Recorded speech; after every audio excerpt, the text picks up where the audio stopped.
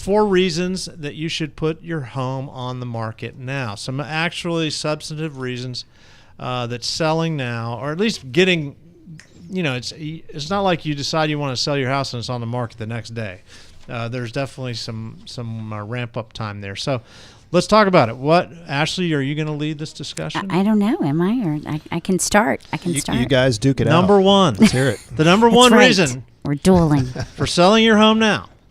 Interest rates are still at record lows. Yeah, they really are. People are very sensitive about, if it, like we were saying, if it moves a quarter point. But I mean, really, people were paying 18%. Historically, we have had huge numbers before, and all of the numbers we're talking about are very reasonable, very low. But it's a focus. We have to focus also on news. The news sources that we get in this area are national news. And when we hear the national perspective on what's going on with the market, what's going on with interest rates, Des Moines, Iowa has a different market than us. Sure. Detroit has a different market. Across the board, it's a difference. But for us, interest rate movement, things like that have a much smaller effect than we see in home inventory and things like that. So that brings us to the number 2 one. Okay, let me give you a quick stat on that. Yeah, please do. Because I got this yesterday. I handed it out to all my guys. Is historic mortgage rates by decade. So the average mortgage rate for the decade. For the 1970s, the average mortgage rate was 8.86%. For the 1980s, the average mortgage rate was 12.7%. Boom. The 1990s, it was 8.12%. For the 2000s, it was 6.29%. Wow. And September of 2016, it's about 3.5%. It's free I money. didn't realize in the 2000s we're still up in the 6s. I would have predicted lower. Yep. Yeah, 6. Nope. Yeah.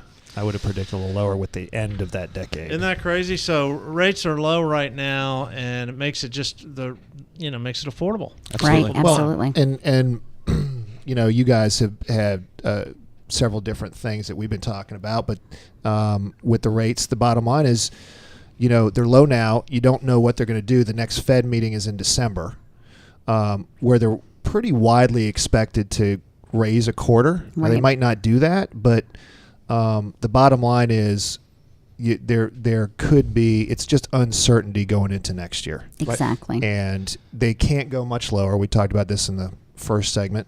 They can't go much lower. And so they're either going to stay the same or go up. Right. Roll the dice. Absolutely. And which would you rather have? Well, and for us, the home inventory is where the prices are moving.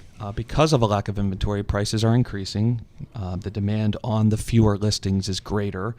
And it goes back to the first segment. If we see a $20,000 price increase, if you compare that to what an additional mortgage cost would be with a higher rate, they're not proportionate in any way. So focusing on the inventory piece, in Northern Virginia right now, we're at very low inventory numbers, definitely lower than last year.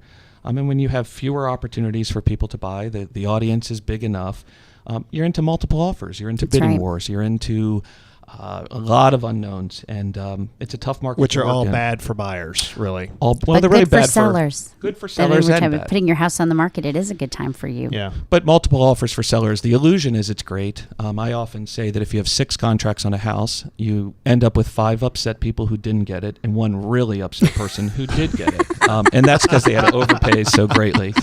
So it's a little bit of an illusion to think multiple offers, bidding wars. It feels good as a seller, but in the end, you can. It's a lot of frustration that can come with it. It can be rather complex. We'll take one Trying solid buyer who loves the house any day of the week. Option. For sure. Yeah. Ashleigh, on the election, the number 3 is the election for us. The buyers are coming. The buyers are coming. The fun one to talk about. Well, politics aside. And this is because Donald Trump is going to win, or because aside. Hillary's going to win? Well, regardless, because it's not going to be politics Obama. Aside stuff. That's the fun part. It's not going to be the same. It's regardless of what it is. It's going to be a new administration, new people working in the White House, new people working on the Hill, and you're going to have more demand for. And as we've talked about, there's already less inventory. So, get out there, get your house on the market if you're planning on selling. No matter what happens with the election, it's good for the local real estate market. We're so transient normally with DOD and other things that constantly have people moving in and out. Add to that an election cycle. I once heard numbers that 8,000 homes typically can change in an administration change politically. So if you go from Democrat to Republican, and even if it goes to a new Democrat with Hillary, you're going to get into half of that typically. So there's always movement of staff, always movement of people. So our inventory will have to go up just because we have an election.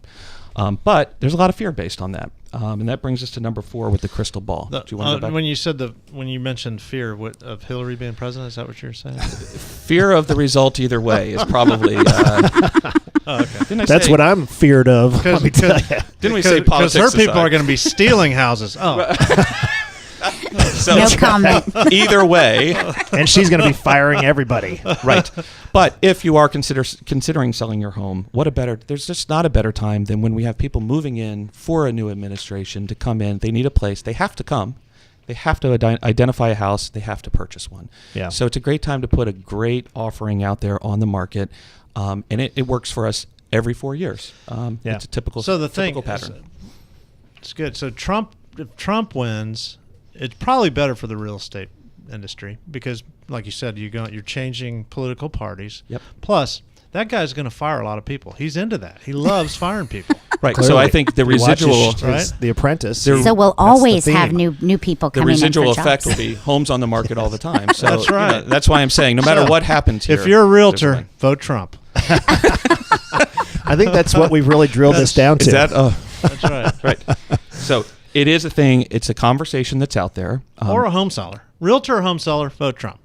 I'd agree. A buyer may have a different opinion. Buyer, not so much. Maybe you want Hillary. But it's a huge conversation in real estate. It's a huge conversation in our world. Yeah. And we have to think about what will the effect be. From a business standpoint, I think we win either way. And for the consumer, if you have a house to sell, let's get going with it because the time is right to do it. Yeah, and kind of what I was saying at the beginning, there's a timeline of, kind of making the decision we're going to sell and actually the day that you stick the sign in the yard and sell. Well, the day matters. Yeah. So what do we have? We have an election coming, and that's where we get into the crystal ball, and that's our number 4. We don't have a crystal ball. None of us do. We pretend we do. We like to think we do. We like to predict the future, and none of us can do it with 100% certainty. So what we do have is what we know today. The interest rates are awesome. There is inventory out there. So there's a little bit of a beat the crowd mentality right now. So when a seller says, I'm going to wait post-election for all the reasons we just made, we can easily support that decision. It makes perfect sense. However, buyers may become leery post-election if rates move any, if inventory doesn't pick up. So the buyers are actually out there scrambling for the homes now. When we talked about a lack of inventory, trying to get ahead of the curve. They don't have options. So I say to a seller, and this is something that I've been saying around the office a lot, you're better off putting a non-perfect house on the market today than wait to put a perfect house on the market tomorrow. And that's to tomorrow being the election. And that's the crystal ball piece. Now, to be fair, my crystal ball is apparently horrible. 4 years ago, at this exact moment, right before the election, I had all these same conversations and said, you better go now because rates are going to move either way post-election. And over the last 4 years, we've had a pretty steady trickle down of best rates ever. So maybe I should, I throw that out there as a disclaimer. But nonetheless, we don't know the future. And if there is that kind of uncertainty and there is fear, and that's what we're hearing is fear, Right. we can help people to take action now and take that fear off the table. You can control things a lot more. And a lot of our clients that were early spring listers for next year have moved their timeline up and they're putting their houses. We've got quite a few houses going on the market in the next 2 weeks just for that reason. And I think, traditionally it's been it's the spring market. You want to get your house ready to go for the spring, which to a lot of people, I think traditionally the standard mindset who isn't being coached by a good real estate professional is, okay, first of the year, we're going to start talking about this and start getting the house ready, and let's get an agent in here to talk to us, maybe the first or second week of January after New Year's, and we kind of get past the holidays, and then we'll start that translates to having your your house on the market in March, April, something like that maybe, right? Hopefully, yep. So this election cycle, I think, shifts that back.